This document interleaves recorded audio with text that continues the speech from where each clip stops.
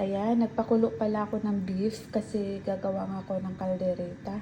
So, ang ginawa ko, pinakuluan ko muna yung beef, nilagyan ko siya ng luya, tanglad, at saka dahon paminta, at saka dahon liso.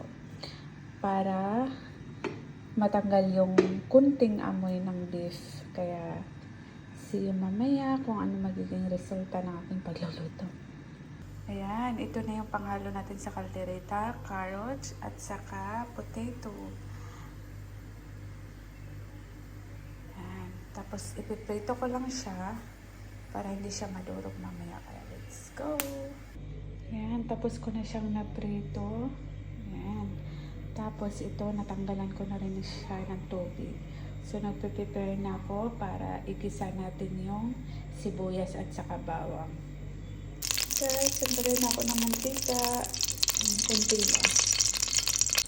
Ayun natin. Bawang.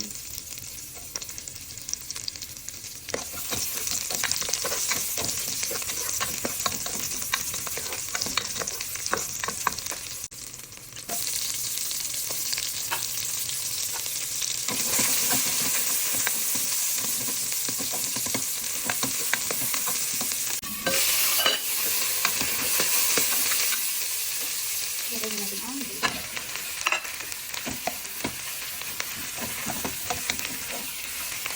kasi wala akong mamasitas na yung caldereta mix. So, ang gagawin ko, ito yung panghalo ko sa kanila. Tsaka lagyan ko siya ng konting ginis sa mix. Ayan. Tignan natin mamaya kung ang result. Lagyan ko na siya ng okay. Lagyan natin siya ng konting tubig. Ayan, pakulo na ako ng init na tubig para mas matuloy siyang kumulo. Ayan.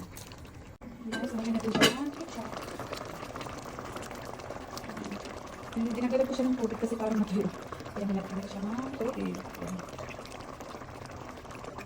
Saka, hindi rak.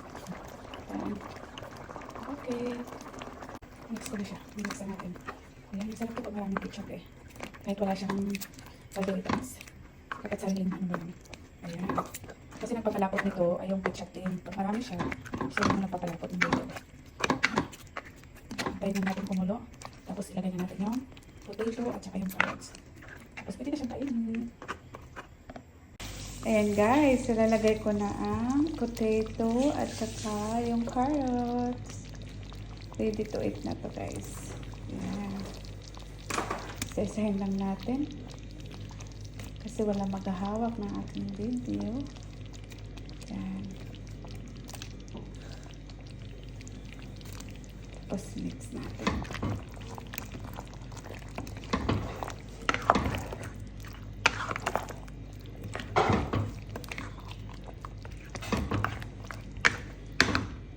Ready to eat na. Ayan na guys, yung kaldereta ko natapos din. Ayan. Gutom na ako, kaya let's go. Kain na tayo.